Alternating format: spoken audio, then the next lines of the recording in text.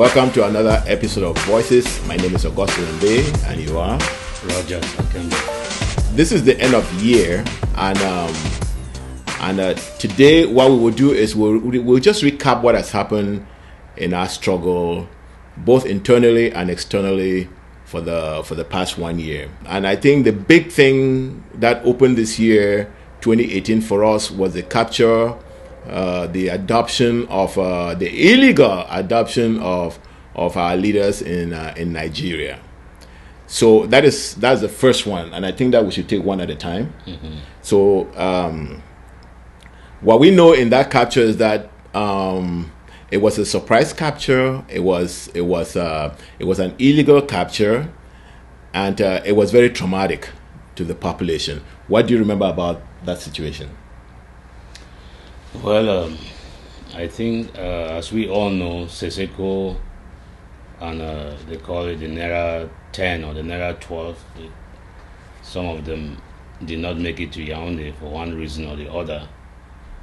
But Seseko and his team, they were abducted from Naira Hotel for a meeting that we have not up to date know how that meeting came about. And that has had some significant ramifications on the struggle. And let me just deviate a little bit, because most of the time we focus only on Seseko, but we know that there were 2 abductions and repatriation to La Republique. There was what happened in Naira Hotel, and there was Taraba State. Yes. Remember the 42 who were captured from Taraba State. So all of them constitute that crime, international conspiracy between Nigeria and La Republique in violation of the United Nations Treaty on Non-Refoulement. You know what that means. I mean, we've discussed it on of our other shows, where a refugee is a protected citizen, protected by the host country. A protected person. Protected by the host country, who is fleeing persecution, and that host country cannot send that individual back to the country from where they are being persecuted. And that is exactly what Nigeria did. And we call out Nigeria on this show because that is in violation of the United Nations Organization Treaty on Human Rights. We equally called out the United Nations High Commission on Refugees, because now that our people, we know some of what happened. We know that the United Nations High Commission for Refugees in Nigeria, or the representative, went and visited our people when they were locked up in Nigeria and promised them that they would not be sent to Cameroon. So, and they were sent to Cameroon. So that when we criticize the United Nations and talk about these things, those are their failures. They were there in Nigeria, they were there with our people, and they allowed this violation of international law to happen. Okay, I think now that you talk about violation and conspiracies, this is something that has, every time something involves the Southern Cameroons or Ambazonia, that conspiracy happens. Mm-hmm. You know what I'm saying? Yeah. You can go and look at all the UN resolutions that were violated. You can even go and look at the lie that they told about our country being a basket case, not able to have its independence because it doesn't have resources. All of those were conspiracies. Mm-hmm. So that was not the first conspiracy. Mm-hmm. So after Naira, the capture, I think let's do this, because when they captured them, they took them to La Republique and locked them up for a long time. So we'll come back to it. What happened after that capture? Mm-hmm. But you saw the celebrations in La Republique. The Chiroma came out. They made a lot of noise. Atanganji Paul came out. He has promised that the plane that brought them back from Nigeria, that plane will bring more of us back home. So there was a lot of jubilation in La Republique, and they knew that, well, they have cut the head of the struggle, and that the struggle would just wither and die. So I don't know if they are still in that dream or to something else, but we were really, really not sure what happened to Seseko, where they were, and if they were alive or not. But in all of that, our people knew that and listened. Seseko had spoken about these things before, that this struggle is not about one person. It is not about him. It is not about me. It is not about you. It is about all of us. Yes. And if one person falls, the next person is just supposed to pick up that mantle and continue. And that is what the people did. Yes. That is what the people did. People had gastritis. People were very angry. Even some of the people that you thought that were not for the struggle, as I said in one of our shows with the news that I got from back home, people were angry. Yes. That's one thing that I was going to stop and say. We cannot forget the trauma that brought to our community and to our movement. But I want to just touch on some of the people that you said were celebrating. You see, these people who were celebrating are actually sellouts. These are people who are serving a colonial master against their own people. You know what I'm saying? Who is Atanganji serving? Who are all the people who are, and not only Atanganji, all those CPDM stalwarts that are being sent to go and manipulate their people? I know the Amber Boys have stopped that, but those are people who are celebrating because they wanted the colonial master to win. And obviously, like you said, I don't think they're smiling as much now. No. They are in over their heads. And the people were able to recover from that shock because it was really a shock. Yes. The people were able to recover from that shock. Our brothers in Nigeria, I think you saw one of the NPs or one of the political leaders came out and castigated Buhari for that kind of an action, that it had diminished the image of Nigeria, it had tarnished the image of Nigeria. So there was fallout from that action on both sides, in both countries. So we were able to recover through that and keep on going, even though we were not sure where our people were. And we just told ourselves that if these people have died, it is possible that they have died. They knew when they came into this struggle that it is possible that they would die. So if that is what has happened to them, that's fine. We'll keep their memories going by intensifying the fight and keeping the fight going. Yes, and now that you mentioned Buhari and Nigeria, I want to say that if you look at, especially the Asian countries, they drove out the colonialists from Asia by each supporting each other to get the colonialists out. Vietnam wouldn't have won its war against the French and later against the Americans without the support of China. No, you don't even have to go to Asia. Why are you going to Asia? Just look at South Africa. Yes. Yeah, look at South Africa. Yes. And look at the role that look at South Africa, look at Namibia. And look at Uganda supporting Kagame. Yes. To push out the French in Rwanda. Exactly. So you saw when the Nelson Mandelas were locked up, you saw what this guy of Zimbabwe, the former president of Zimbabwe, and all those other countries around Zambia. Yes. There was Zambia, there was Zimbabwe, yes, Robert Mugabe. Yes. They giving support to the ANC leaders who were running, giving them grounds to prepare their leaders and send them out to different countries. So you don't have to go all the way to Asia, because right back in our backyard, yes, it was happening. Even Nigeria supported South Africa in those days. Yes. So it is just the person that is there, and that is why the people of Nigeria have every reason to be angry with this guy. Yes. So I don't know if Buhari doesn't understand that the French are still colonialists in Africa, or is he just part of the French mafia? You know what I'm saying? But what he did was wrong and was a disservice not only to Ambazonia but to the whole of Africa. But let me just go back to something. You said it was only Buhari. No, Jonathan Goodluck before Buhari was the one who sent troops to go and kick Gbagbo out of Ivory Coast. So they've been playing these European games and manipulating, so that, especially the French game. I think when I say European game, it is extending it because the Europeans are in that conspiracy also. So, but Nigeria hasn't played the role that even the French were afraid Nigeria would play in Africa to liberate the colonial states that they've created surrounding Nigeria.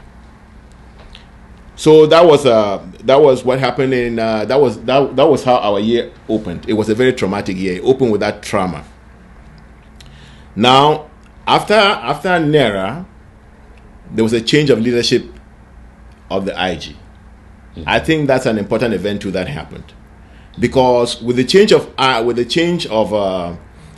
personnel, I think there was also a change of either mentality or focus. Tell me, what do you think happened with that change? Well, when change happens, things are bound to change, as they say. But the struggle found itself wanting with the new leadership, because some of the things that had already been put in place, that were already working, they saw no need to maintain them.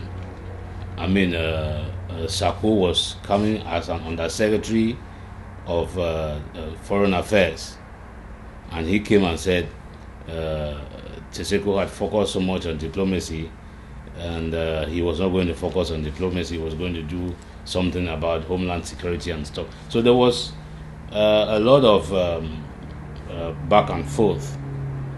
But as you know, when something like that happens, people sometimes grow attached to certain individuals.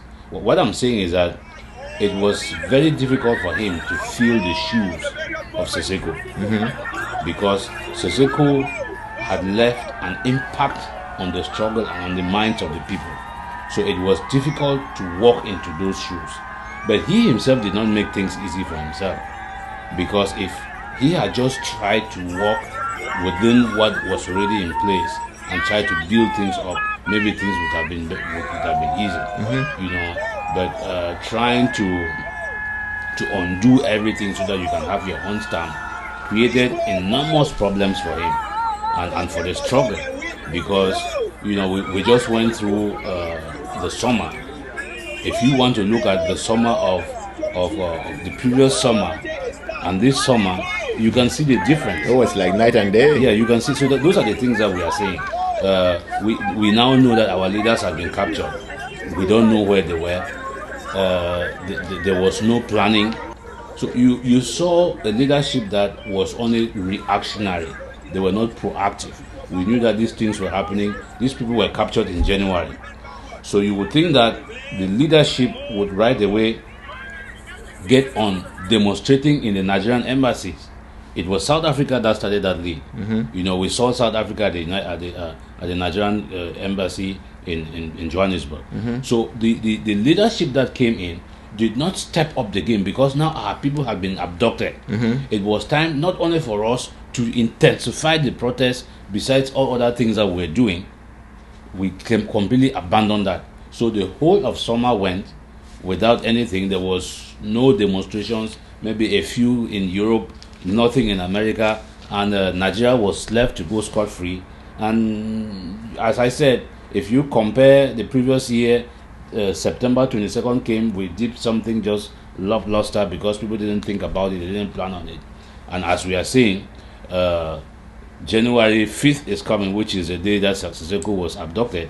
It is just now, the last week of December, that we are thinking of doing something on that day. Yes. So those are the kind of things that we are talking about, that the new leadership that is in place is kind of reactionary and not being proactive and giving people the right information, giving them time to process and act on it. So it is, when leadership is lacking in a struggle like ours, it almost paralyzes the struggle. That's all what I'm trying to say. Yes, and I'm going to give this to Sako. I'm going to give this to Sako in the sense that filling the shoes that Seseko left was a difficult thing. But I think where Sako went, where he made some errors was that he came and wanted to dismantle the structures that had been built. It's a difficult job to recreate everything from ground zero. I think you can come in and definitely sell your vision and have the veterans in the struggle buy that vision. But when you come and say, I'm going to bring a different vision and everybody should get out, I'm going to reinvent the wheel, it's a tall undertaking. And I think that within a very short time that became very obvious to us, because it didn't take long for us to see that he was going astray. And but I'm going to say this: they haven't gone astray. I think he's come full circle, because I'm seeing him going back to that's a rumor. It hasn't been articulated. I've seen him go around a circle, and he's now beginning to realize that it was a mistake. And I'm saying that because, you know, when they first mentioned the idea of scope, he trashed it. Then I heard Chris Anu the other day saying how, we succeeded at the UN, everybody was working hard, Scope did a good job, and I'm like, can you say that again? You know what I'm saying? Yeah, well, you see, and that is part of what has been very discouraging in this struggle. Because as you know from the communication, because you talked about Scope, so I want to use that as an example. From the communications that we know and that we have now seen open in the open air, these guys, before they constituted this Scope, they contacted him. But he came to the people and denied it. So when you do that as a leader, you create, people don't know what to believe. Remember, we are in a time where things are moving very, very fast. Very fast, yes. So instead of empowering people, you create doubt in people's minds. And then you hear people tell you, okay, I don't even know what to believe now. I don't know what to turn. I don't know where to turn. Yes. What do I do? You know, so in doing that, because you say things in private, and even when people say things, when you go in public, you say something else. And it is, I mean, it's kind of, it's not good to try to counteract people, you know, and say, you just said this the other day and now you're saying this. Yes. It doesn't look good. And that is that lack of focus I was talking about. And you know, it cost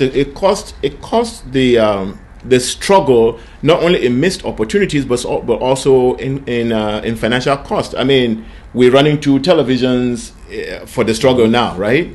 So instead of spending, let me just pick an amount. Instead of spending $12,000 a month, we're spending 24.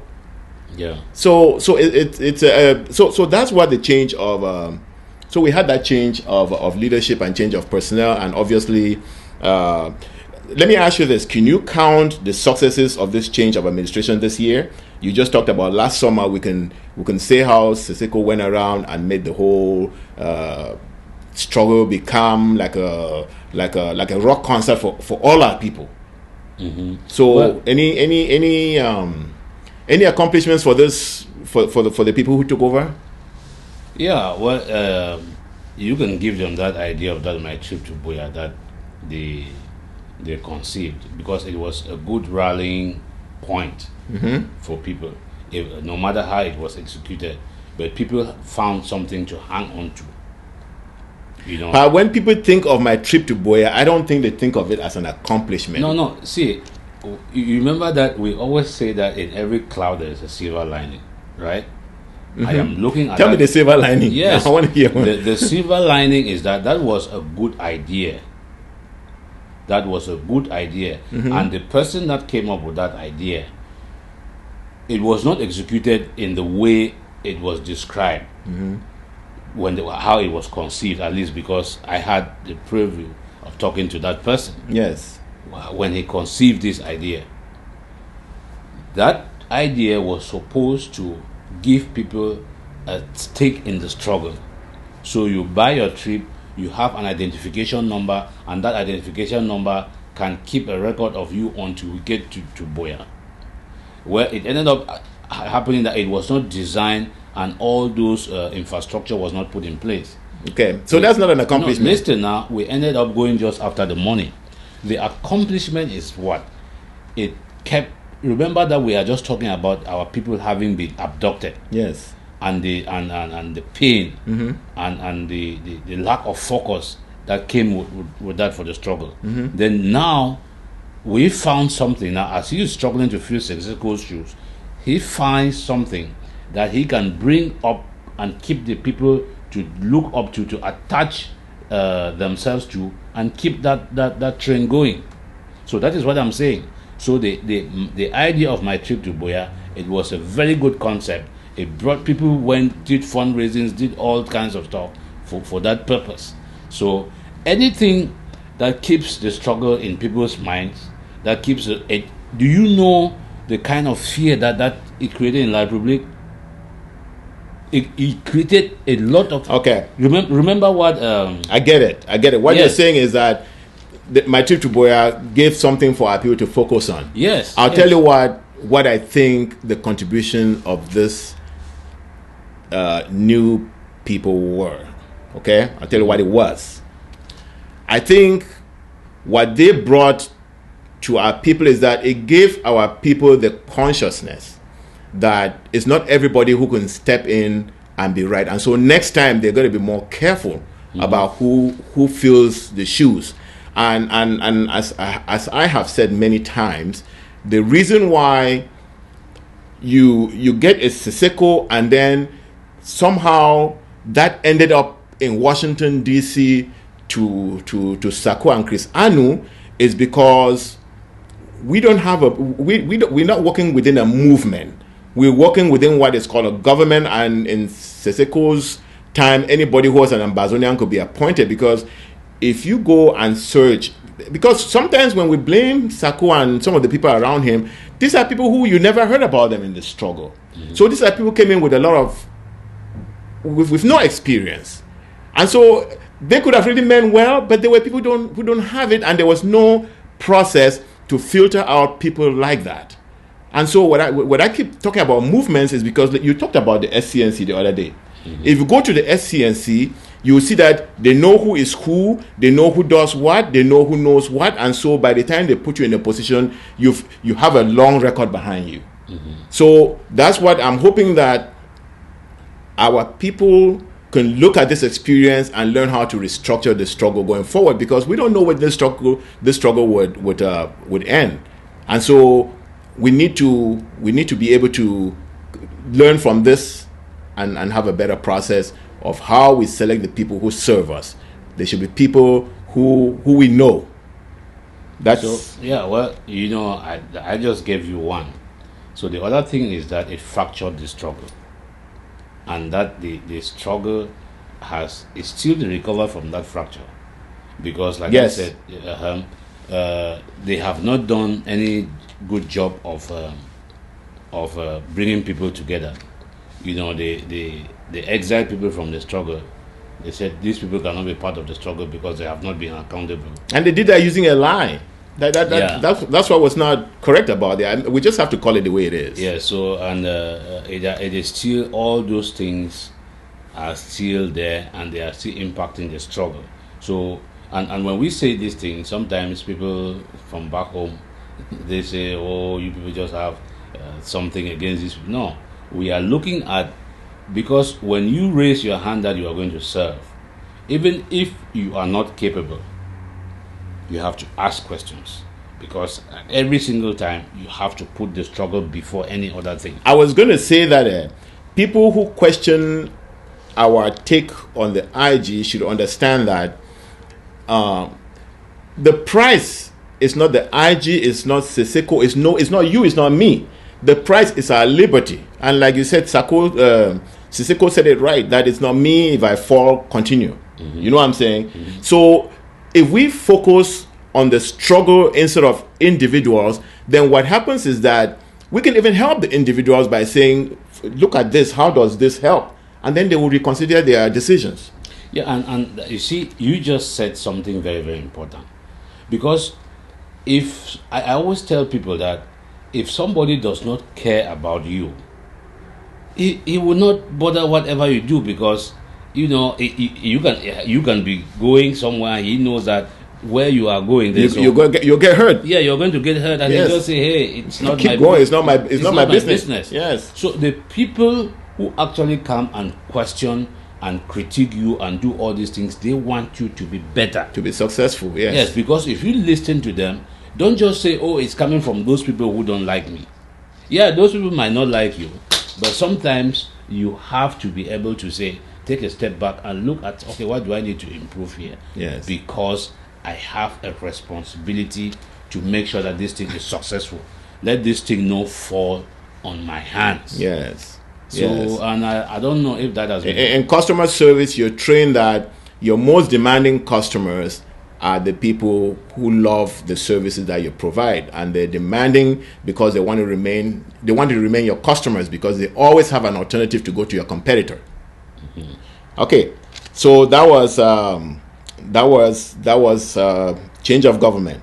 Now, after Sisiko, you just talked about that when they captured Sisiko, they thought they were going to cut the head of the struggle. And the struggle would fizzle. But what happened was that in 2018, the struggle intensified in the territory that it had ever intensified since the creation of southern Cameroon as a nation state. Would you agree? Oh yes, definitely. You know, after people got out of the shop, they said, okay, what are we going to do? We have to keep on marching. So now, at the end of 2016, getting into 2017, we were, you and I were sitting here, we're singing the praises of Manfé. Yes. You know, you saw what was happening in Manfé. Yeah, and we did not know what happened anywhere else. Yes, so the struggle now expanded from Manfé. We went into Batibo, and it has gone all the way to Furawa. So the entire territory have resolved. You have the ghost towns, you have the school boycotts, and people are fighting the institutions of La République. So every nook and corner of the territory is active. It's active now, and we've done this on this show before, and I will repeat it. That I personally give the credit to how we confronted La République to Manfé, because Manfé told the whole of Ambazonia how we should take them. We shouldn't capitulate. We shouldn't take them lightly. We should take them frontally. You know, when they went into Manfé, that's when we started seeing broken legs and dead soldiers. La République didn't expect that. Yeah, and when we talk about Manfé, we are talking about Manu. Yes. Because it was from Akwaya all across the board. And that is when we started to see what La République is made of. You know, with the situation of Mami Api.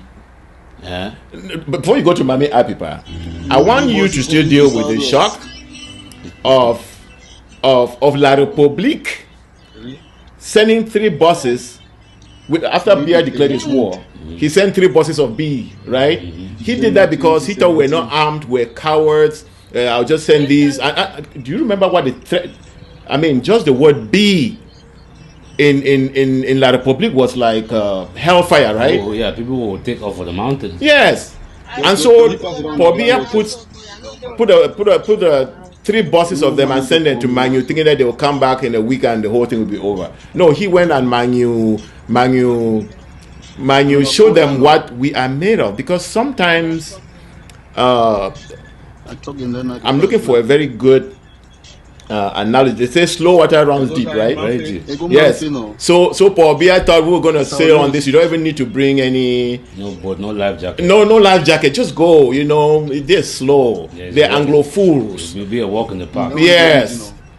I remember after he went and Manu showed him. You remember they went and made a TV show where they paraded them. Even that backfired. Yes. Remember? Yes. So yes, the fight intensified after Manu. It shocked La République, and I don't think they've recovered from that shock. No, you know, some of the people who are going to Manu, when they get to those speed breaks in Boya, we heard stories of them jumping out of the truck to take off because no, that is after Manu has taught them the lesson. Yes. So whenever they say you're going to Manu, yes. No, they ran from. Yeah, they jump out of the thing and took off. Yes. So what they resorted to was to go into some of the people that they had abducted and were holding in some of those their jails. They would then go and remove those people and shoot them out, and then take pictures and put the pic and send to their bosses that, oh, those are the Amber fighters that they have killed. When they are children that they abducted, went and locked them up. Yes, you saw that in Manfi. Yes, and we did a show on that. Yes, where they would arrest these kids, put them in jail, and then when there's an event, they go and push them out and shoot them right in front of their offices. That is what they were doing. That was their response to the kind of shock that they had in Manu. And we have said here that part of what the strategy of that is to demoralize us. They shoot the children, they undress them and humiliate them so that it can demoralize us and make us to withdraw or back off. But that has not happened. No.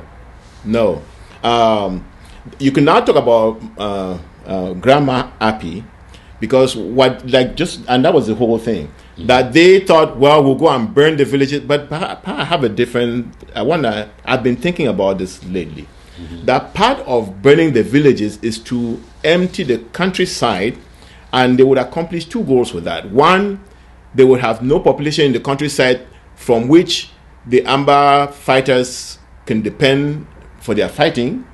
And then secondly, it looks like they're planning on starving the population, because when you empty the countryside, then the food for that season will not be grown, and so you starve the population of Ambazonia.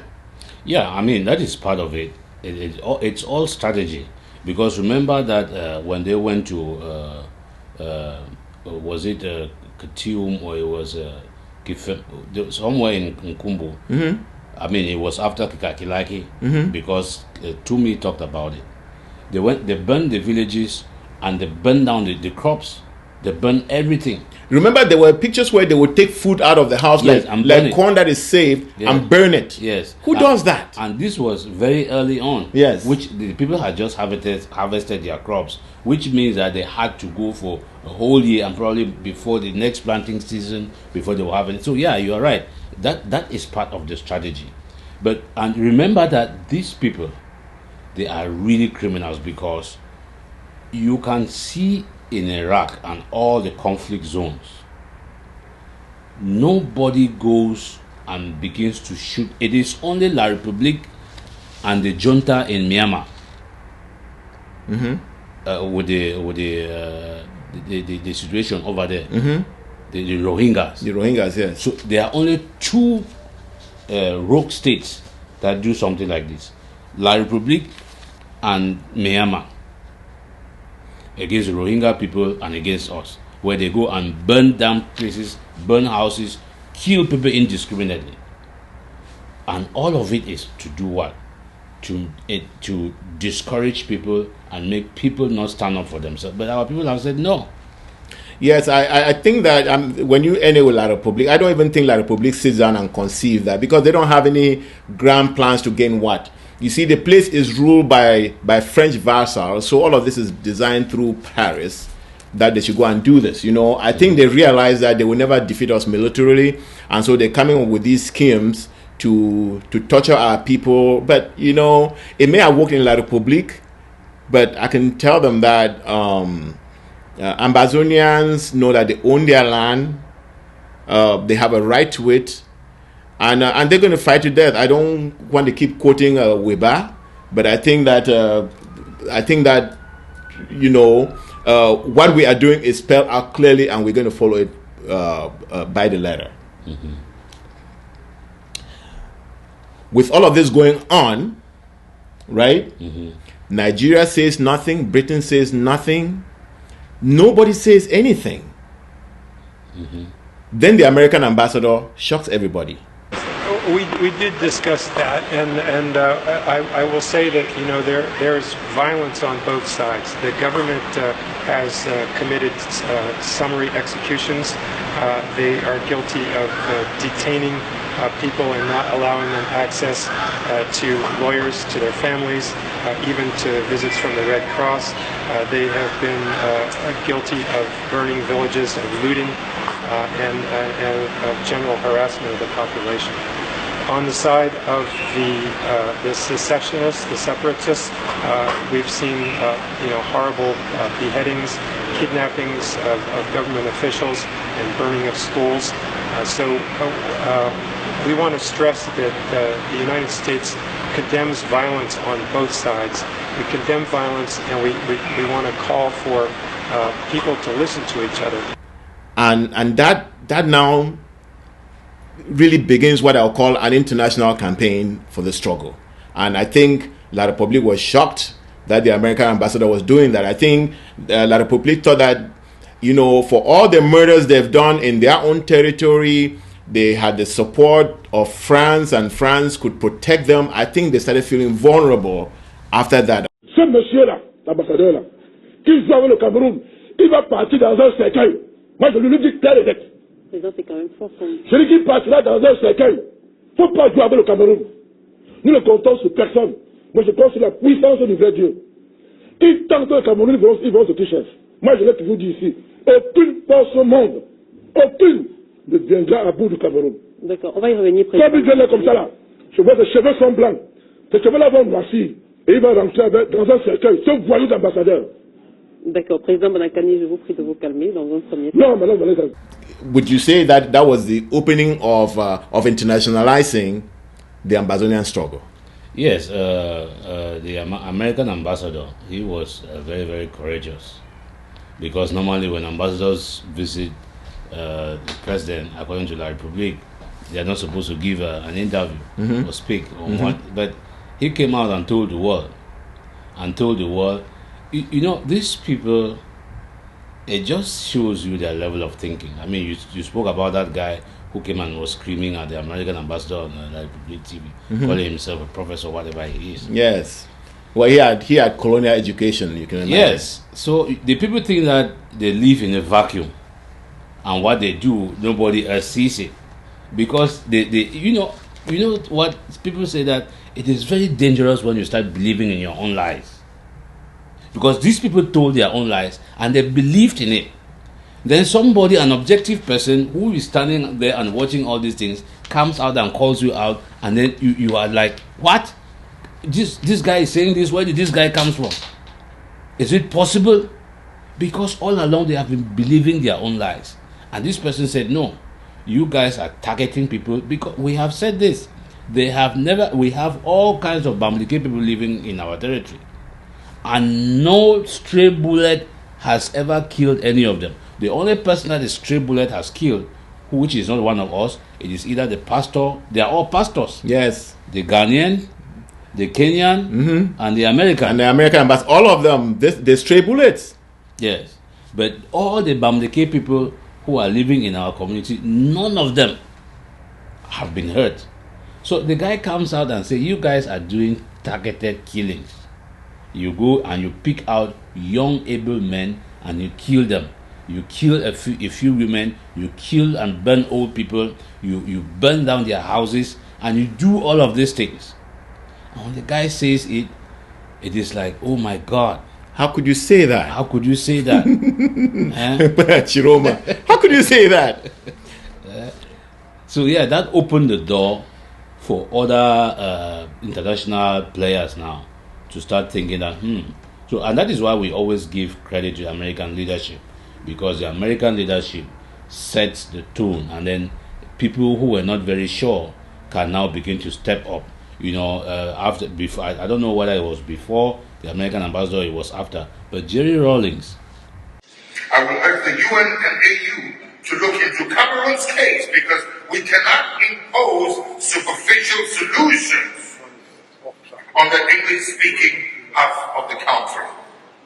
I will urge France and President Macron to be seen as part of the solution to salvage the situation and restore justice and equity to that part of the country. Mankind has had enough of its bloodshed over natural resources which should rather benefit their lives. That is the only significant African voice yes, that has come out and said something to support or to condemn what is happening. And now you have Jerry Rawlings, and we have Dr. the doctor in Kenya who does that show. Punchline.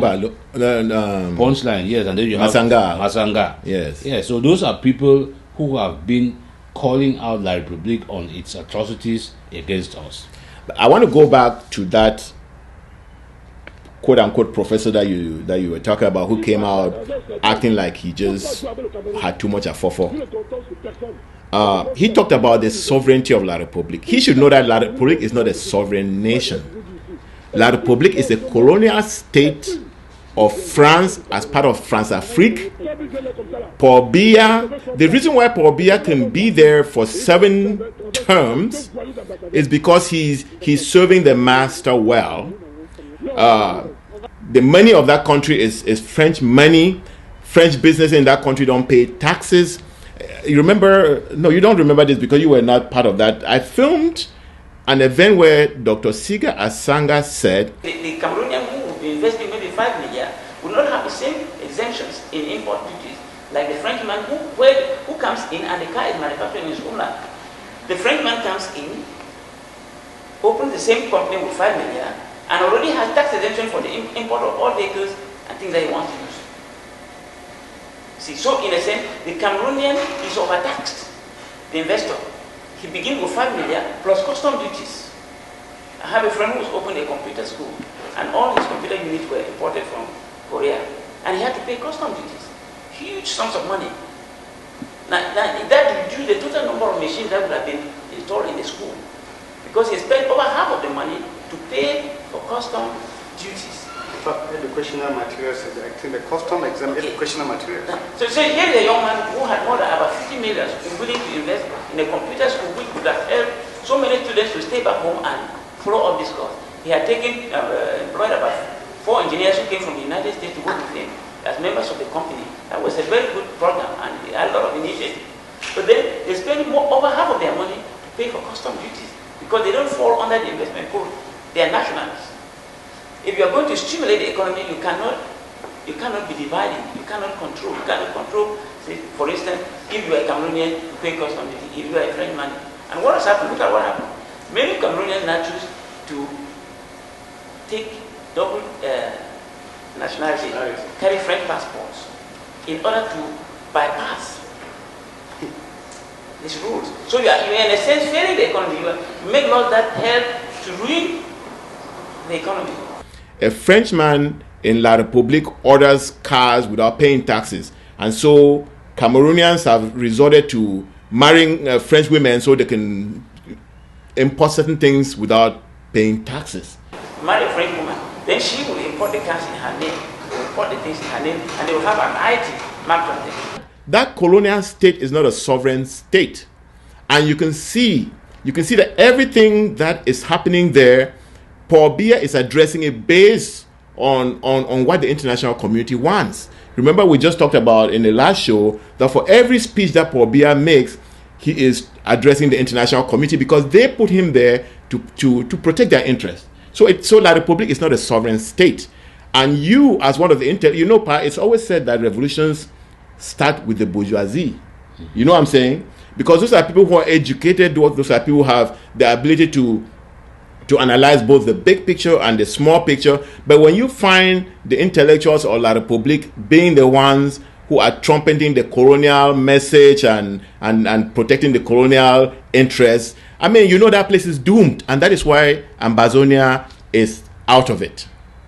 See, when you talk about, I like that you emphasize the fact that this country is not a sovereign state. And you're right. Because if that guy just did a little bit of searching, he will understand that on the 26th of December 1959, La Republique signed what? The cooperation agreements. How do you know that? First of all, they were classified for a very long time. So that's what I'm saying. I just gave you the date. Yeah. I just because there was some research, there was some effort done to search that information. So that information is there. If you don't own your own, if you don't print your own currency, you don't decide on your educational curriculum. The French ambassador can call in arms at any time How do you describe yourself as a you don't own your resources until France takes the ones that they want? So how can you say you are a sovereign country? What is sovereignty to you? He doesn't even understand the meaning of sovereignty. So it just goes to underscore most of the things that we have said here, that the kind of education that these people have. I mean, I think the only thing that they got from that, they taught them how to read and write. That is it. And then the sardines and the beer and the bread just came and took everything away. Yep. So they can never see anything in context. They cannot analyze anything, and they can just go on TV and scream. And they think that it is that screaming that is going to change the perception of the world. No. Did that impress you? No. It made him look so stupid. It was not even funny. Exactly. So, have you ever seen him again on TV after that? I don't know. I mean, we don't watch too much of it, so maybe he has appeared. But if La Republique has sense, that guy should be buried. That was very dramatic. Yes. He looks like a buffoon. Absolutely. After that, you remember when all of this was going on in Ambazonia, from 2016 up to 2018, the French said nothing. But I know they were working with their vassal on the background, telling them to burn villages, to terrorize, to do all the things that they did. Mm-hmm. You know what I'm saying? Mm-hmm. So after the American ambassador comes out, then the French ambassador shows up on television. Et nous savons bien que la France est très attentive, par exemple, à la situation actuellement au Cameroun. Le ministère des Affaires étrangères dit encourager le règlement, on va le dire comme ça, des tensions par le dialogue. Comment est-ce que la France peut participer à ce processus, monsieur l'ambassadeur? La France, elle peut surtout observer et regarder ce qui se passe, quelles sont justement les voies de ce dialogue mises en place. Le Cameroun est un État souverain qui fait face à une difficulté particulière qui lui appartient de résoudre lui-même. Ceci dit, la France, comme tous les autres amis du Cameroun, ne peut qu'appeler à l'arrêt des violences, à la prise en compte de toutes les demandes des parties. And that's when they started devising this thing where they would acknowledge some of the problems, but would decide that it has to be solved by them through Pobia. Mm-hmm. Yes, it has to be internally. It has to be internal. Mm-hmm. And that's when he talked about, they have a right to their own heritage and blah blah blah. Yes, those are the things that he said, and that is unquestionable. We have a right to be a people, and we have emphasized on this show that yes, because we said people have asked me that, so why can't you just sit down and talk with La République? We said no, because La République is tied to France. Yes, it's not they don't own themselves, yes. So you cannot go and negotiate with them. Yes, if you have to negotiate, you have to be talking to the slave owner. Yes, you can't go and be talking to the slave. To the slave, yes. So if La République really wants us to they have to free themselves from France. So they have those cooperation agreements, and he is talking on the basis of his backing. That is why he can go out and say those things, because he knows that he owns the place and what he says matters. Yes, with those cooperation agreements. Yes, so he can go on national TV in La République du Cameroun and say those things and say, oh yeah, we consider those things and all blah blah blah blah blah, because he knows that if he decides, he can call in the French army, and the guy in Vomeka will not say, he will not do anything. No. So he has that authority. The cooperation agreement give him that authority to speak in that capacity. We did not see those scallywags, those comebacks who were screaming at the American ambassador come out and ask the French ambassador, how come you are interfering in an internal affair? No, you see it? No, because they know that is their master. Yes, and that's a very good point, because remember that they had sent a representative who went to Bamenda. And that same representative at some point later actually wrote, and I think we have a clip somewhere, that this thing will be decided in La République, that our case will be decided in La République. I mean, he gave it like that's a command. Mm-hmm. You know what I'm saying? Mm-hmm. So yeah, he has authority in the place. They own the place, and they think they own us, and I think that's the biggest mistake they made. And if they continue to to claim us, I tell you what, they'll lose France-Afrique.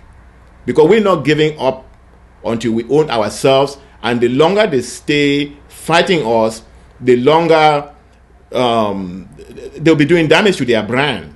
I mean, I don't know that they care about the brand. They have a brand. Well, I mean, it's a Nazi brand, but it's their brand. You know what I'm saying? Because most of what is happening in La République is a blueprint from. Look, I hate to use the word Nazi because it's kind of a loaded word, but it is. But this is a case where it is true. Fascist. No, what I want to say is that the blueprint, because when Nazi Germany occupied France, they used a German blueprint that did exactly what the French franc is doing in Africa. So they just Charles de Gaulle took that blueprint and implemented it in Africa, and so these are people living under Nazism, and they think that they're a sovereign state, and their intellectuals can see through that.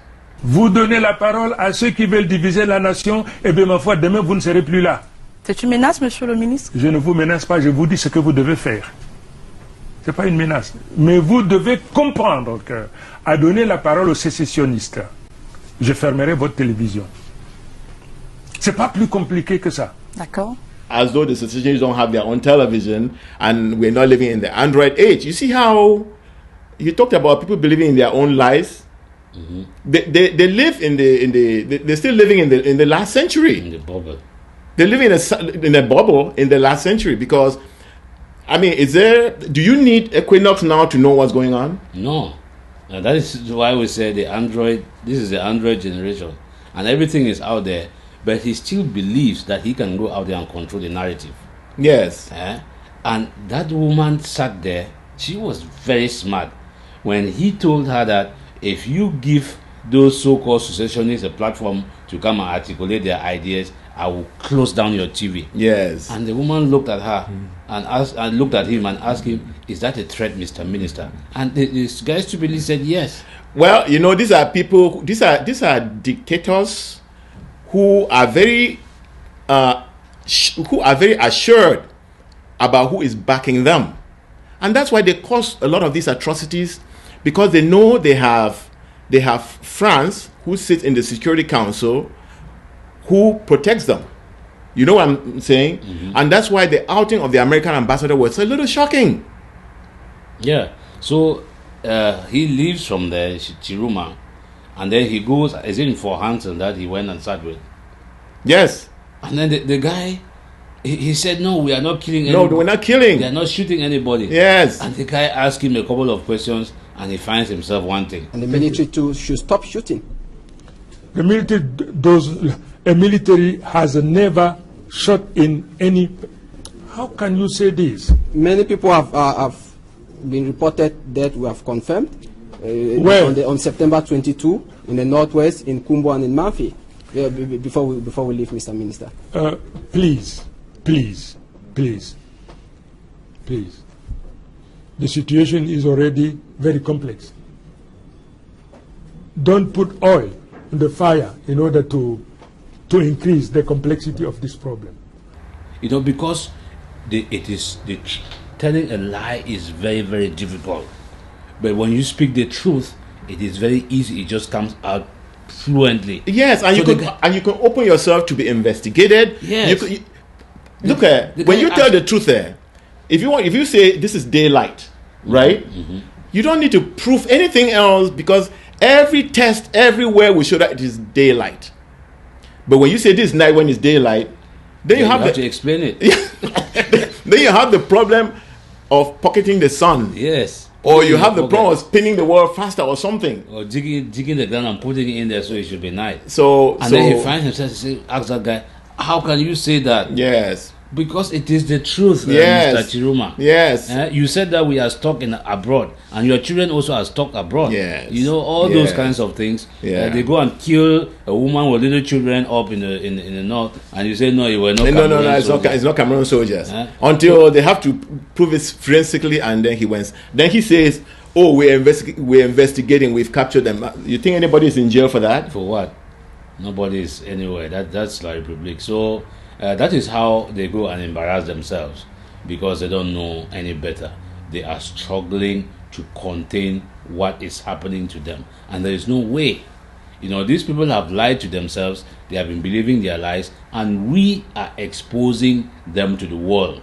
And it's coming in different forms. Yes. I think there are other ones that we are going to talk about down in the show, but it is coming in every facet. Their lies. We have opened the roof. We have taken the roof off of the house. So everything that was covered in that house is now open in the air, and the world is seeing. Yes. Everything that they have built, that Cameroon is Africa in miniature and all this and that, all those lies they have crumbled. No, it's no Africa in miniature. It's a French creation run as the tightest dictator. As a tightest dictatorship that really shouldn't be existing in the 21st century. But I want to go back to something. You talked about exposing, right? Mm-hmm. There are people among us who are supposed to be our own intellectuals, our own moral leaders, like Tumi and Monzo, suggesting that we have to find a way to remain in that colonial prison. And that's one of the things that happened in 2018. Yeah, well, before Tumi and Monzo came, remember there was a bilingualism commission. You remember that? Yes. And it was led by Mosonge. It was led by Mosonge and a couple of other, I mean, every like sponsored. You call them hired hands. They are hired hands. Yeah. Yes, absolutely.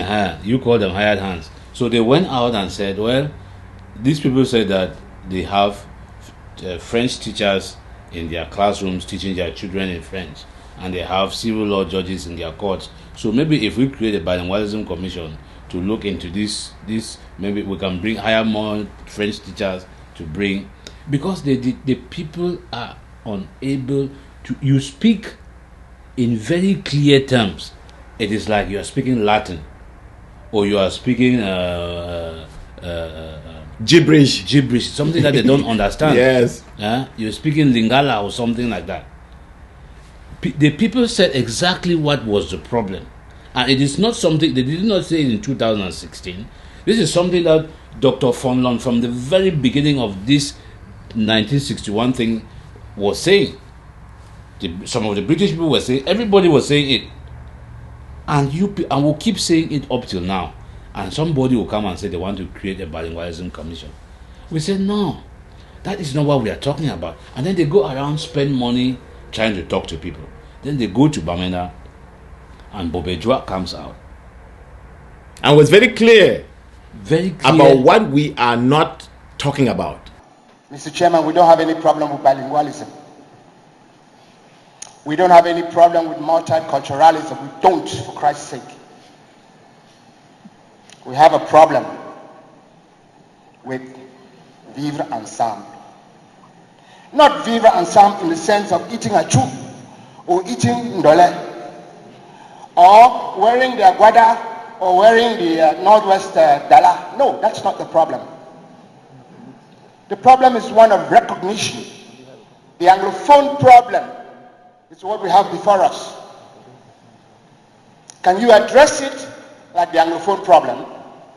Let us stop deceiving ourselves in this country, where a people freely came to meet their brothers who were already independent, so that we could form one country and see how we could forge ahead to leave a better place for our children to come. But what do we have?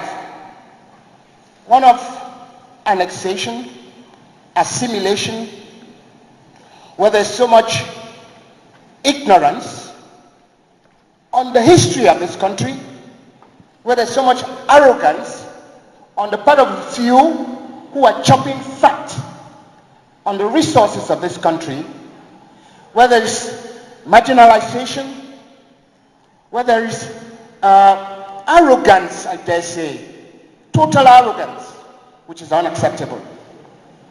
Until we change our ways, there is no way forward for us together. He lectured the guy. Yes. Musonge was sitting up there like a statue. I think he was a statue because they did not hear anything that guy said. You remember when they left from there, they said what? They said they want Ahijo. The Bamenda people have said they should bring back Ahijo's corpse. They did not hear. But as you're talking here, I'm thinking about these people because these people are well educated. Musonge went through Sase, right? Yes. These people are well educated. Either they are people of no conscience, or they are people who have the ability to commit mass murder on their own people. Yeah, but that is everything. Those 2 points that you have given explains those people. They don't have a conscience, and they don't care if their people are killed. You know, they have sold their spirits, their soul to the devil. And when you sell your soul to the devil, you are going to do exactly as the devil commands you. You know, we have talked about this show, Dr. Faustus, on this play, Dr. Faustus, on this show, where Mephistopheles, Dr. Faustus sold his soul to Mephistopheles so he could get all the power in the world. And at the end, when the time was off, Mephistopheles came for his soul and he was begging for an extension. These people, they have sold their soul to gain power and riches. So there is nothing that they do that is not to meet that standard. Whether it is Atangan Jipo, whoever it is, they don't see you as a people. They don't see you as human beings. They see you as a tool, as a pawn in their game with La Republique. That is all it is. So if you are asking for a conscience or you are asking for somebody to be reasonable from that group of people, you are wasting your time. No, they know that there's a.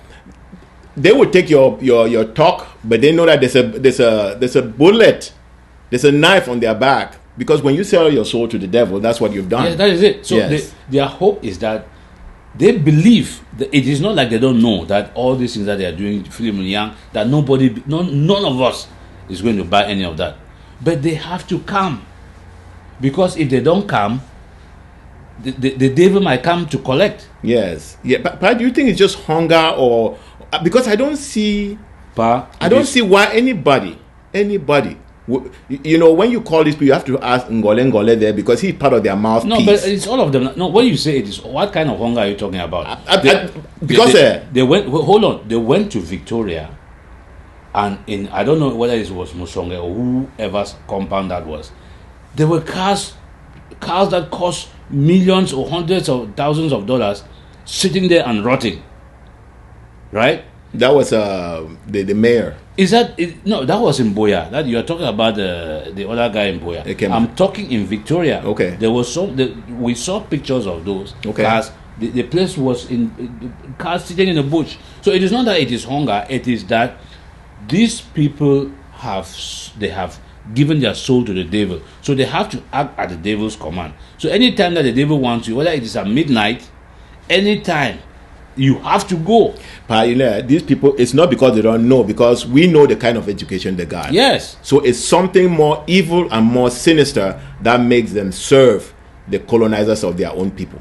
Yes, and our people are say the only way you defeat the devil is to stand for the truth. We say speak the truth and shame the devil. And that is what our people have been doing. They have come around with all those games. They have played all those tricks. They bring their money. The people don't want the money anymore. The people have decided that I have seen your devilish act and we are not part of it. So they have nowhere to go. Yes. They have nowhere to go.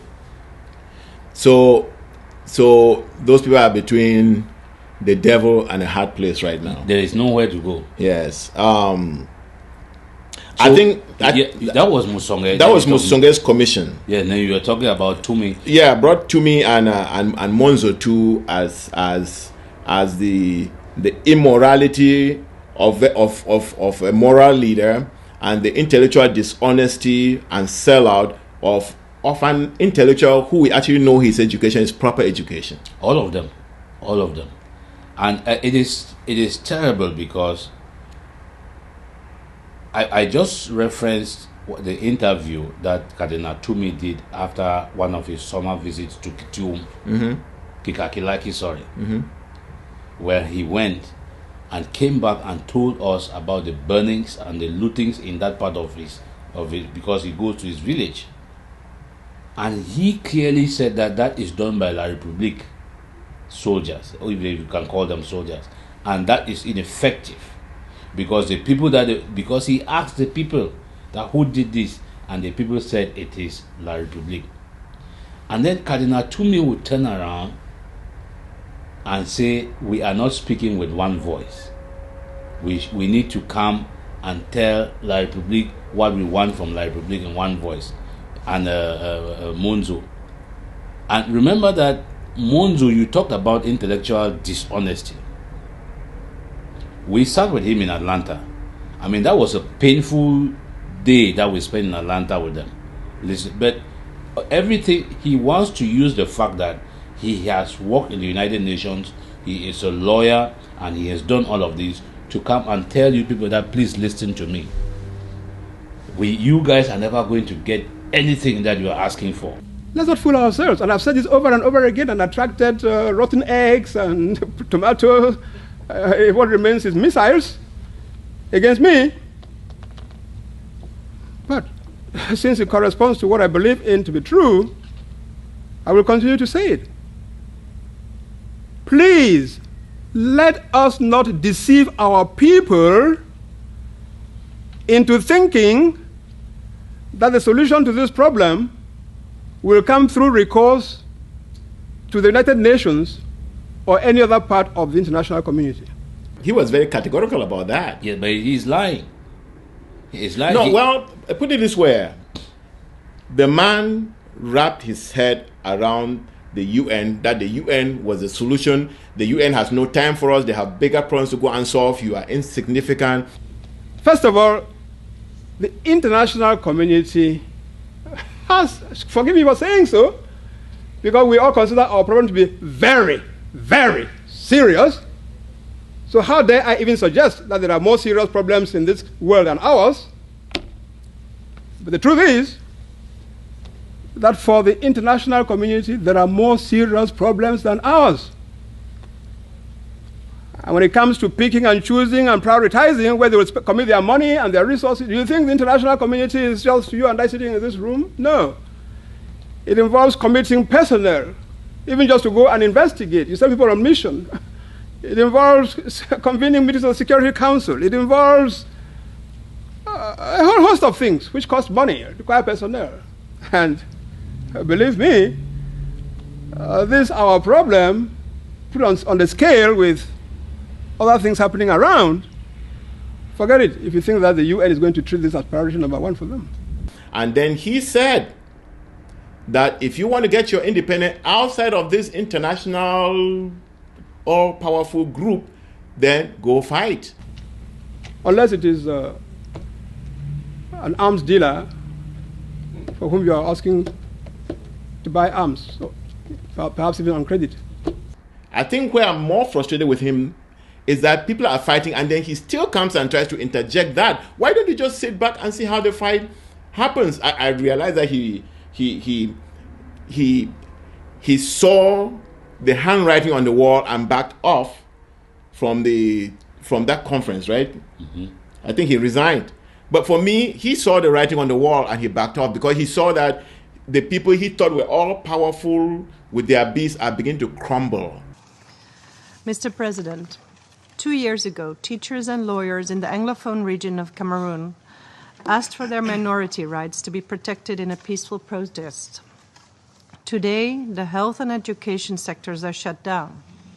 Indiscriminate violence had led to civilian deaths, reportedly by the Cameroon army and the armed groups. There are over 437,000 people displaced, and there is a clear risk of spillover to the region. This escalation of violence shows that conflict prevention requires more than just words. It must be followed up with action. We don't want to see that horrible trend continue again this month in December. The violence must stop now. Violence between government and Anglophone separatists has resulted in killings and abductions of civilians, including a U.S. missionary who was killed on October 30th. Faced with mounting insecurity, tens of thousands of Cameroonians have fled to neighboring Nigeria, as we've heard, while hundreds of thousands have been internally displaced and need humanitarian assistance.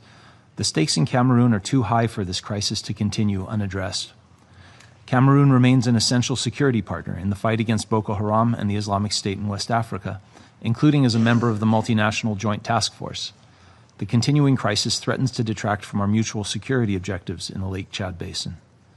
Mr. President, the United States calls for an immediate and broad-based reconciliatory dialogue without preconditions between the government of Cameroon and separatists in the northwest and southwest regions. So we urge all parties to immediately end the violence, and we call on the government to urgently take concrete steps to build genuine trust and confidence, as underlined by SRSD FAL this morning. This includes engaging in an inclusive, mediated dialogue with communities in the English-speaking region, as well as to release political detainees. Safe and unhindered humanitarian access must always be ensured in accordance with humanitarian principles. Access should also be provided to human rights monitors and to the media to help establish the facts. United international engagement is needed to assist Cameroon to manage the crisis, including to build trust and overcome divisions. International support is also needed to address the humanitarian situation.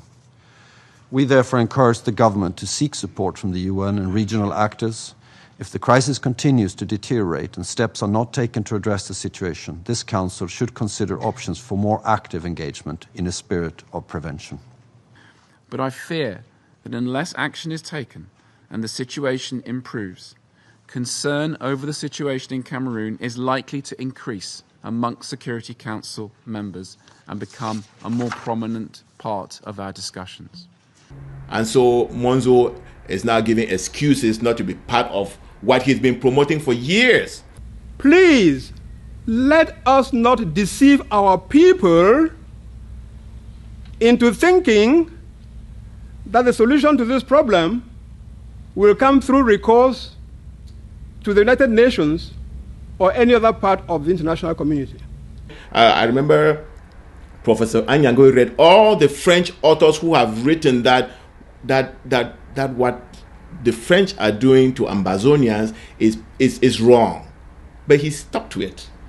Yeah, he stuck to it because that is what he believes. The only thing I'm going to tell them, and you know, we did a whole show on this conference thing. Mm-hmm. Yes, we exposed it. Yes, he wrote a letter. We went through that and explained to our people we call it the smoke screen that they are trying to play. Yes. What I'm going to tell Cardinal Tumi today is that he is at the last stage of his life, and that village that he goes and visits every summer, he might not have an opportunity to visit that village because I think for the past how many summers he has not been there. Yes, and it's probably burned down now. So, but in April of 1993 and in 1994 in Bamenda with the AAC1 and AAC2 that you guys are trying to organize an AAC3 now, we all met and spoke with one voice. Dr. Munzo, you were the rapporteur of those two conferences, and you and Elat and all the other people, and you sent that document to La République.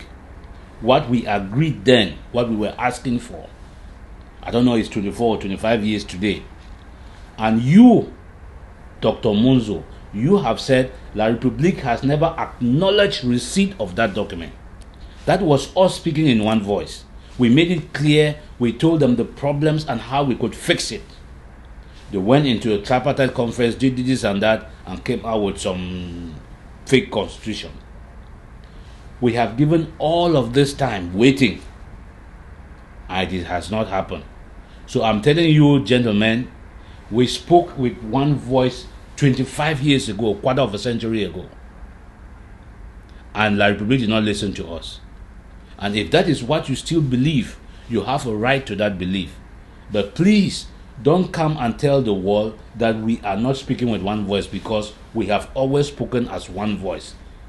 This struggle at where we are now, it is called all for one and one for all. Yes. But as you were talking about Monzo, I was still thinking about Tumi, okay? And I have a question for you. Do you think, because I know the benefits that Monzo has benefited within that system, okay? Mm-hmm. Somebody told me that all his opportunities came through that system. Mm-hmm. So I'm going to ask you something more about Tumi. Do you think Tumi's change of heart, I want it to be a very short answer because we'll remember it. Do you think Tumi's change of heart from what you've described him being in the past, is it because of a gun pointed at his back, or is it dollar signs or money in front of him? Why do you think he's where he is, promoting something that he himself does not believe in? I think it's a gun, because I don't know what he will be doing with money at this age. And if it is not a gun, it is Monzo who is trying to recruit him so that he can come and legitimize, bring some pastoral coverage into this kind of facade that they are trying to Yeah, I don't think there was a doubt about that. Yeah. That's why I didn't even go. It was very clear, because if you hear Tumi talking now, you see Monzo playing the French game all along. Yeah, you know what I'm saying? So the question, and I think you've already answered that. So the question right now is Tumi responding to a gun pointed at his back, or he's responding to dollar signs? And I think you answered that. Yes. He has seen so many bishops die. Oh, God, why did I forget that? Okay, so October 1 comes, because I think that's the next event. October 1 comes. We know what happened in October 1, 2017. And so that scared a lot of people in the diaspora, and we were not sure whether we should go out or we shouldn't go out. If our people on the ground should go out, but our people went out. And I think at this point, La République has a very good idea of who our people are, that they have failed at every attempt of the controls that work in La République. They came with B fell flat on arrival. They came with decrees. You know how many decrees they've written? They fell flat. We are boxed in. We've exposed all their atrocities in our land. In the past, they can go out and say anything they want, and we have no voice. Mm-hmm. But in the Android age, we had the same power like they did. Mm-hmm. In fact, sometime before they go and put their lies, we've already informed the world about what's going on. Yeah. So on October 1, they knew that, and they're like, God damn, what do we do? And so they became paralyzed. Yes. And they also knew that the Amber Boys are out there. They're out there. They've been confronting them, so they don't come out. Anything else you want to add on October 1? Because October 1 was another milestone, and I just want to add this. Remember that the Fongala force used to go out there on October 1, and they were harassed, they were beaten up, they were locked up. But that was this October 1, 2018 is the October 1 where the whole country came up, and La République troops were nowhere seen. That is that light at the end of the tunnel, that we are taking corner, and in which when we finish taking that corner, everything will be clear. October 1 was the icing of the cake, as I said it last time. The people came out. It showed that everything that you people have been fighting for, that everything that you have, that the people that we have lost, everybody that we have lost, the houses that have been burnt, the Mamia peace and all of that, you came out, and La République was nowhere, and showed that this is what we are fighting for, and this is what we are going to die for. You told the world, like Nelson Mandela said in that court in Johannesburg, that if you believe in something, you have to be ready to die for it. and you show the world that you believe in this, your right to be a free people, to be self-governing, to be an independent nation that can take care of your own affairs, you came out and you celebrated in grand style in every part of the country. And those of us out of the country, we could only sit down and admire you and admire. I watch those dances and and that is why we come out here every day and try to give you a word of encouragement, thank you, and sometimes give you ideas on how to stay safe, because what we want is that jubilation that we saw on October 1 should be very, very soon. It should come very soon, so all of us can get together and remember those who have fallen. That was that was my gift for the whole year. I don't want any other thing again. Yes, I want to add a little more to what you just said. You know, La Republique worked really hard to replace October 1 with May 20th. Mm-hmm. They worked very, very hard to do that. But it is said that the tree of liberty grows by the nourishment of blood and not water. And the freedom that our people had to celebrate October 1 came from what happened in Mamfe, what happened in the villages burned, and the people say that is the price we are going to pay. If that's the price we're going to pay, we will pay it. And for the first time since La Republique illegally came and occupied our land, they allowed October 1 to be celebrated in the whole territory without any challenge. I want to tell you another story which this generation is fulfilling. This generation of Ambas and their parents and their uncles, where we are all paying the price for. In 1972, when Ahidjo planned his scheme to abolish the fake federation that we're living under, and when it was announced, all the leadership of the Southern Cameroons, West Cameroon in those days, met at Folon's house in order to oppose what just happened. Ahidjo sent troops to surround Folon's house, and they gave up. But they did not give up without saying why they're giving up. They saw their situation, they were surrounded by the enemy, and they knew that they had to live to fight another day. But they knew that it would not be them fighting. It will be the next generation. And this generation of Amba in 2018 is that generation, and they have succeeded. They are succeeding one step after the other. And I think for this year, October 1 really crowned it all. Yes, you're right. They left from Folon's house, and then they created all the instruments that kept the struggle alive, that started looking for ways to educate, the Cameroon Anglophone movement, the newspapers and all those things were created to start educating the people, and you people came in and picked it up. You started documenting all these things and keeping it for posterity.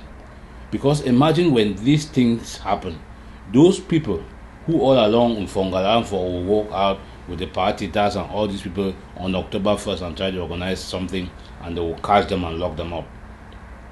A lot of the people, as we have said, were not involved. But when the time came, you went and opened those archives and started showing people some of these things.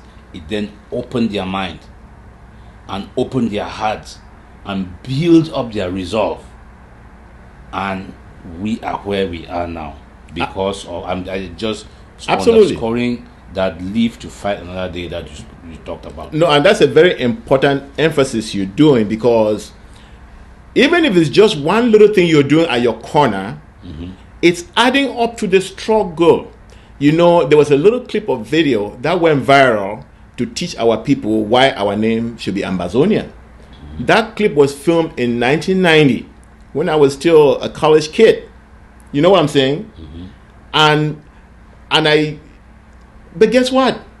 It came to be instrumental in educating the young people who some of them were not even born then. And So they are the ones fighting now. yes. So, and I just want to emphasize that the parents who lost their children in Pengin, those who lost their children in Batibo, those who lost their children in every little fight in Bafut, in Belo, in all these places, those voices and the blood, you always mentioned Swivism. All those are not going in vain. Because everything starts with the human voice. The ideas start with the human voice. You know, after some of Goji Dinka's videos went out and educated it, Goji Dinka called me up and like, I am so glad you were there.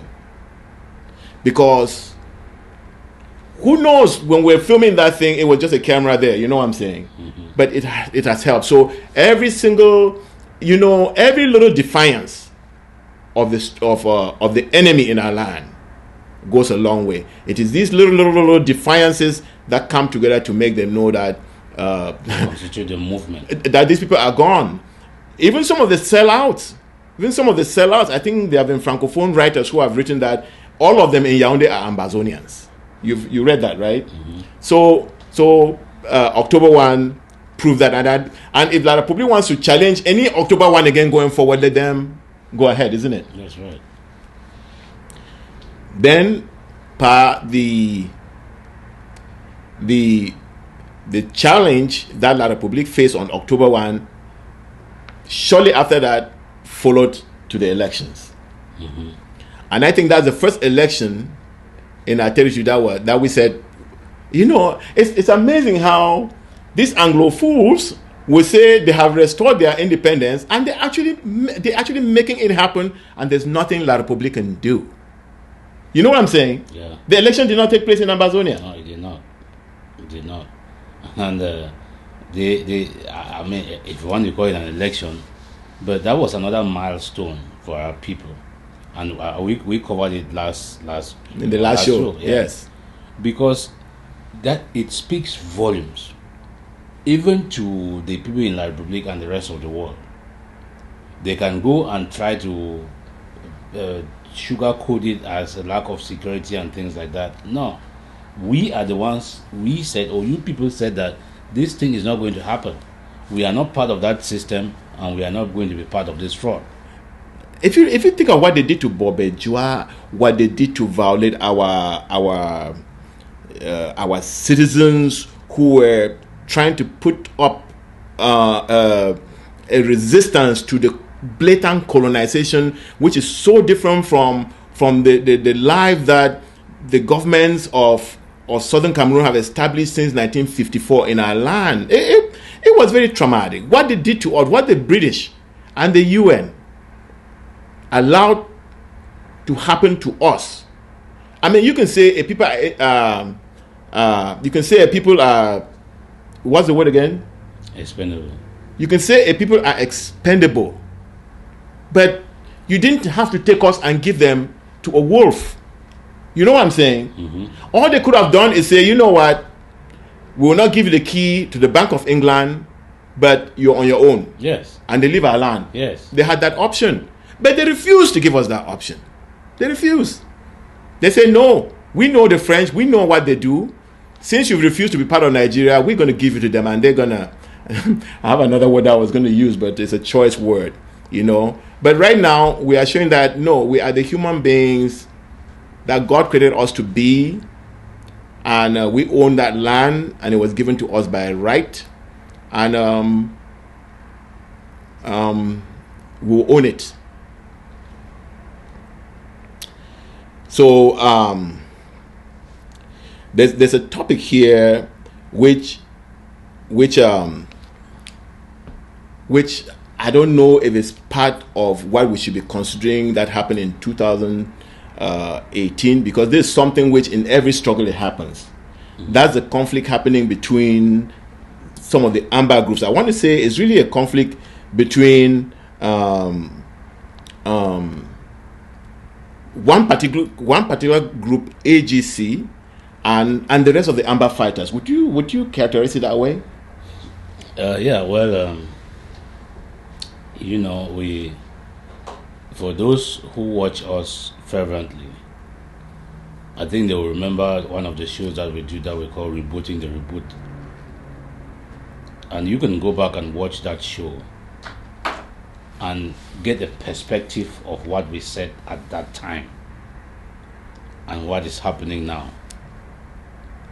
And it is unfortunate that this is happening, but it is coming from abroad. It's coming from those in the diaspora. And there is this song that some of our heroes, they sang when they went to bury one of them that had fallen.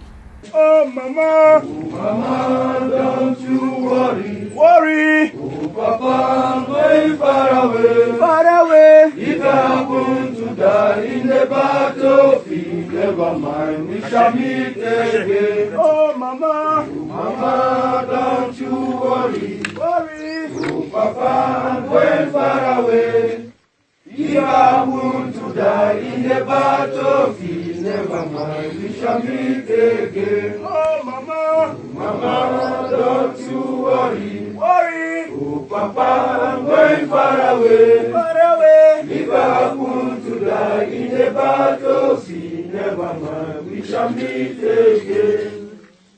If I happen to die in the battlefield, never mind, we shall meet again. Oh mama, don't you worry. Oh papa, I'm going far away. If I happen to die in the battlefield, never mind, we shall meet again. Oh papa, don't you worry. Oh papa, I'm going far away. If I happen to die in the battle, never mind, we shall meet again. If I happen to die in the battle. So they are telling their mother, they are telling their father that they are going for a purpose that is bigger than all of them. And if in the course of defending the nation they fall, know that this is something, it is a call of duty. And I say that because I don't know if we said that last week. Those guys made up their mind that they were going to go out and defend our people from the harassment and brutality of the Republic. It is not me, it is not you, it is not anybody sitting here in the diaspora that told you to do that. You did that on your own. And it will be important that when somebody calls you and asks you to do something that you know that undermines the struggle, you ask yourself that question. What would your father think? What would your mother think with that song that you just sang to them? Because this has a demoralizing effect on the struggle. Not only amongst us, because every one of us that falls with our own bullet, it helps La Republique. It undermines our credibility in the international community. That, oh, we are already fighting between ourselves. What will happen when we are a free people? So you made up a decision. You made up your mind. You slept over it. You got up and said, I am going to join with this group of guys and we are going to do this. We have to go back to that first idea that came to your mind. Why you signed up. Did you sign up? These people who sit here and abroad, they are exploiting your sacrifices, your patriotism for their own selfish interests. Yes. They are asking you to go do things that defeats the very purpose for which you signed up. Yes. And we are asking you people on this show that we know why you signed up. We believed in what you signed up. And we have heard those songs that you sing, those songs of bravery, especially when one of you have fallen. You have to go back to it. You have to go back to it. I can't emphasize this more than enough. You have to go back to it. Okay. I'm glad you mentioned the reboot. I want to also add here that there's a story that for a long time Nigeria knew that the citizens of Ambazonia were fighting for their independence and that the leadership was in Nigeria. And it is said that the French were putting a lot of pressure on Nigeria to treat them the way they later treated. And the Nigerians resisted until this reboot people went down to the last conclave and started filming what was going on and televising it. They provided the material to the enemy about that leadership that Nigeria has been the French have been complaining about. And I'm not saying it gave a right to the Nigerians to do what they did, but you can see how this same group has been causing problems to the revolution all along. And I don't know if that story is true or not, but we know what happened. We know that there were people down there filming that event when delegates were coming and televising it to the world, both to the enemy and to friends. And I think one kind of move away from the reboot camp, because I'm glad you used the reboot camp, because Maurice came out with a writing after what happened in Batibo and started trying to justify and put all kinds of question marks and did you read that report? Not really. Yes, and they were trying to minimize what happened in Batibo and try to cast doubt on it. So it's good that you brought it to that reboot camp. You and I can say what we say about the IG, but it is trying to get our people to face the real fight and stop playing games with us. Mm-hmm. But we cannot go out and start campaigning against our own fighters and campaigning against our own interests, or thinking that the enemy is not La République but one of us, and that somehow the failure of one of us is a success for who? Exactly. And that is why I don't speak to these people that you are referring to. I mean, I don't address myself. That is why I'm addressing myself to you in the front lines. Because you have the power to change that. You have the power to change the trajectory of all this nonsense that is going around. Akwanga came out and it looks like he knew who abducted that priest in Ekona. Those are the kind of things. We are talking of people being abducted in Mezam today. And these people sit here and instigate you people to go and do these things in their name. And they say it is the struggle. That is not what we signed up for. That is not what you signed up for. You signed up to defend and protect the people and the land. Yes. That is what you signed up for. You did not sign up to be an instrument for manipulation and extortion and exploitation. Yes. That is what these people are using you, and it is important that you understand.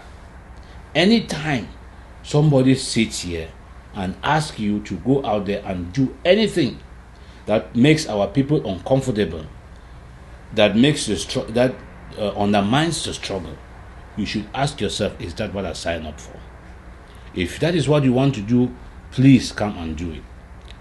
And I know you might be the disciplined one that says, I'm not going to do it, and they are going to go find some other person to do it. But I am telling you, when one person starts standing up, then two, then three, then four, then five, this nonsense is going to stop.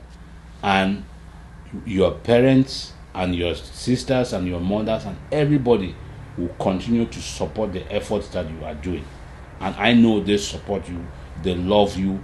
You can see when Ivo came to Guzan, what market it was, you saw people came out, they hailed them. You saw this, the exercise, the celebrations on October 1st. You guys were there, the people were patronizing you, they were doing talk of war and all those things.